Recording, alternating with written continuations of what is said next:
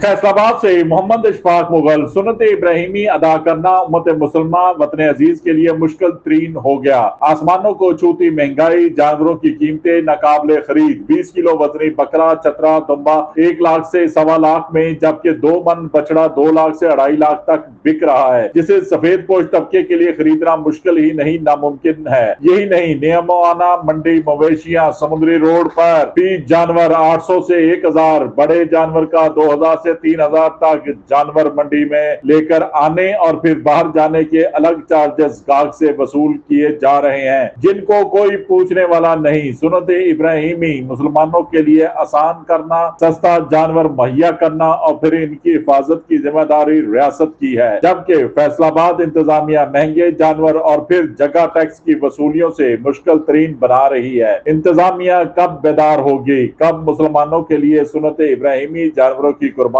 सस्ती आसान करवाएगी। ईद उल अजहा पर गरीबों को गोश्त की फराहमी यकीनी बनाने के इकदाम कौन करवाएगा? देखते रहिए GS न्यूज। इस वीडियो को लाइक करें, हमारे चैनल को सब्सक्राइब कर बेल आइकन जरूर प्रेस करें।